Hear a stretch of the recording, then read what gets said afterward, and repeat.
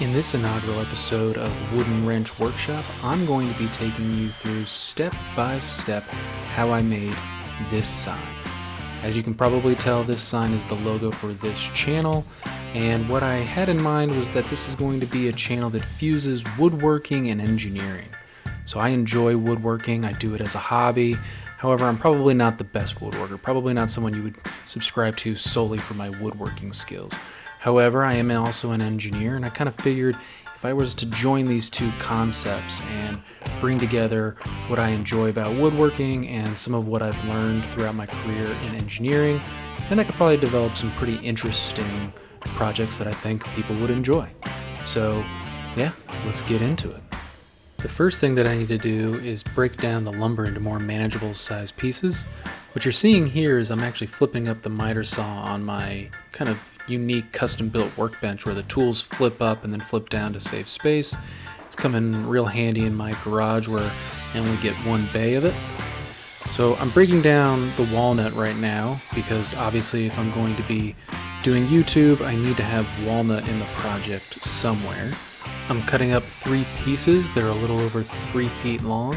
I will then glue those up together to form a panel. For the letters and wrench logo, I'm going to be using some hard maple. The maple should contrast nicely with the walnut panel, and I think it should really make everything stand out. These boards are going to be a little bit too wide for my 8-inch joiner, so what I'm going to do is I'm going to set up my track saw, and then I'm going to take off just a little bit on one of the edges. And this is the part when I started to really wish that I had hooked this up to my shop vac, because I'm spraying sawdust all over my garage, but I'll just clean that up later, I guess. With my boards now just under 8 inches, I'm able to take everything over to the joiner. I am going to start by making multiple passes on the face, just to work that down until it's nice and perfectly flat. One of the benefits of using that track saw is I'm actually now starting off with a pretty straight edge. So after I get that face jointed, I'm able to use that face up against the fence and just make sure that that edge is also nice and flat. Now that I have a face and an edge perfectly jointed, it's time to head back on over to my workbench where, you guessed it, my little planer flips on out again just like my miter saw did. And I'm going to start running these boards through, and what this is going to do is it's going to make everything a nice uniform thickness, referencing that flat face we got on the joiner. These boards started out at about 1 inch in thickness, and then I'm going to be bringing them down to 3/4 of an inch. That is 3 sides of the board that should be perfectly flat and square. To finish it off, we head on over to the table saw. This is where I'm going to use that one flat edge that we made on the joiner, use that up against the fence. I'm going to rip this down to not quite the final width of the board, but just a little bit over, so that way after I glue up the panel, I can come back and cut it to final width. Now here I'm cutting up the maple, and I'm going to give you a little foreshadowing. I am making a mistake here, and I'm actually going to have to come back and mill up some more maple later to make up for this mistake. We'll talk about that in a little bit. The maple letters really don't need to be all that thick, so what I'm going to do is I'm going to take those strips that I just cut out on the table saw, and I'm going to bring them on over to the bandsaw, and I'm going to resaw them in half to about 3/8 of an inch. What I'm doing here is I'm bringing those strips over, I'm lowering the blade guard and setting up my fence, and I'm going to warn you, I've never really done this before, so at this point I'm kind of wondering if I'm going to be able to do it, and spoiler alert, things don't go well. At this point the blade's really starting to drift on me, and I've completely given up. And what you can see here is, yep, that's not a board sawn in half, that's more of a really long shim. Alright, so unfortunately I realized too late that the tension on this blade was pretty bad. I don't know why I didn't check that beforehand, but I might try again on this piece that I already messed up and just see if it cuts a little bit straighter before I ruin the other piece. So let's give that a shot. Luckily, tensioning the blade did seem to help, and my test cuts were much straighter. Now it's time to attempt resawing these boards once again, and luckily things started to go much smoother this time around, and the cuts stayed a lot straighter, as you can see right here. Next, we head back to the planer to make sure everything is a nice uniform thickness and smooth on both sides. That concludes the milling process. Next, I'm going to glue up the panel.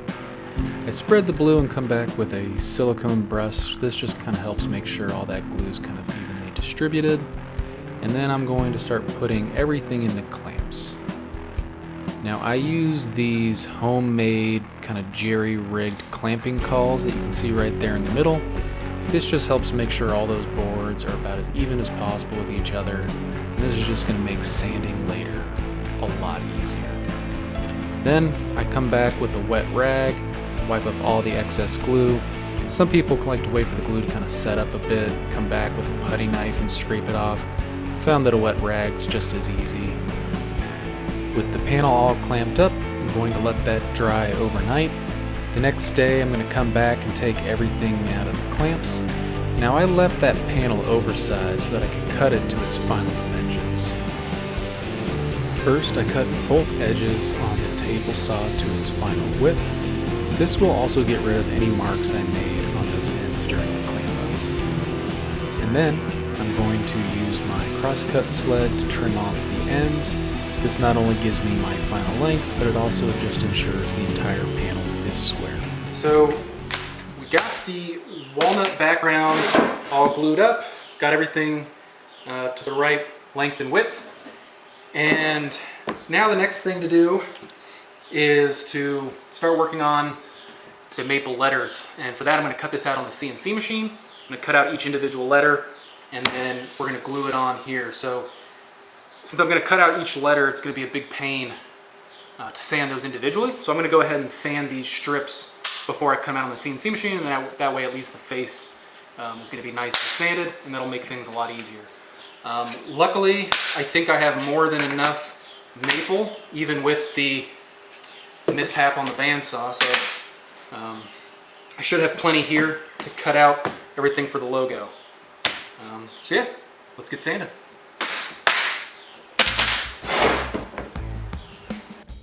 After I finished sanding those strips, I went back into my CNC software to prepare all my cut files. Do you remember when I said I made a mistake cutting these strips? Well, that's because I forgot to account for the wrenches. I guess I'll get to go back and mill up some more maple. Lucky me. I double check I like the way everything is cutting in my software before I export the files. Using some double-sided tape, I stick the boards to the bed of my CNC machine. For this cut, I'm going to be using a 1/8 inch end mill.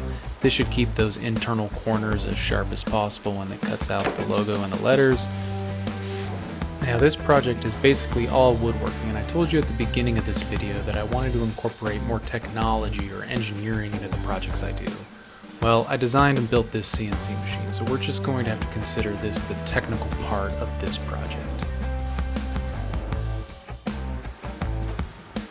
All right, we got the letters cut out, everything's looking good, everything's nice and sanded on the maple. So now the next thing to do is I want to soften these corners on the background here, so I'm going to put a 2-inch radius on each of the corners.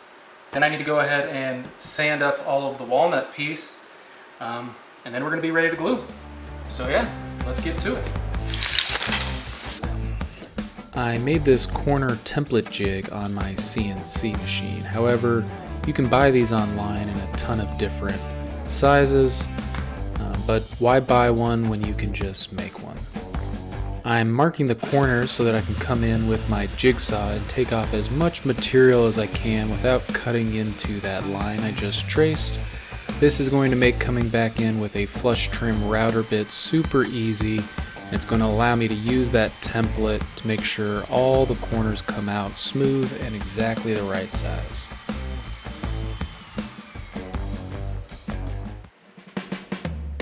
Next, I'm going to soften the top edge using a 1/4 inch roundover bit. This is just going to break that sharp edge and give everything a slightly better aesthetic.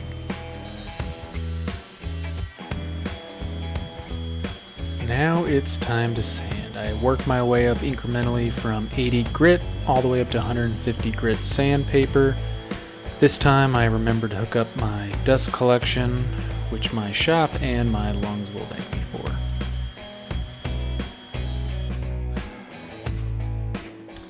Alright, so I'm going to use a little bit of super glue and some wood glue for these letters. Basically, put a couple drops of super glue in, that's going to hold the letters in place immediately, and then the wood glue is just going to be for the long-term strength. So do that way I shouldn't have to go put any clamping pressure or anything on the letters. So I think that'll work out nice. Nothing too fancy here. I'm just trying not to add too much glue and prevent squeeze out. This is just going to make cleaning up that much easier. Using my CNC software that I used to design this sign, I'm actually able to measure out and mark a bunch of different reference points where I need everything to land. I'm starting kind of in the middle of the letters and the middle of the sign, and then working my way out. I use a straight piece of scrap material as a ledger board. This is just going to keep everything nice and straight. I am, however, just going to be kind of eyeballing the spacing of the letters. After milling up some more maple and cutting the wrench ends out on the CNC, I can go ahead and glue those on as well. Just like the letters, I'm going to be using both wood glue and super glue to hold them in place. And I'm just going to be eyeballing these onto the sign. There's no need to be really all that overly precise. Once I have one wrench on, then all I have to do is glue the other wrench on, and wouldn't you know it, I have a glued up sign that's looking just like I had designed it. The last thing to do is apply finish. I'm using a water-based wipe-on, brush-on polyurethane, as an oil-based finish tends to give maple a more yellowish hue, which I don't like. I also don't like polyurethane, which is probably why it didn't occur to me until after I started applying this that I should have gone with the spray polyurethane. That would have saved me a ton of time as the poly is pooling in and around the letters, which I then have to come back and clean up. I will spare you the hours of finishing, but just know I did multiple coats, sanding in between each and every coat. And that's it. All I have to do is hang this thing up. Hopefully this sign's going to be in the background in all my future videos to come. I hope you enjoyed this video, and if you did, I would appreciate if you would like and subscribe and leave a comment down below. I promise the next video is going to be more entertaining and have a lot more interesting aspects to it. I hope you'll tune in and watch. Thanks.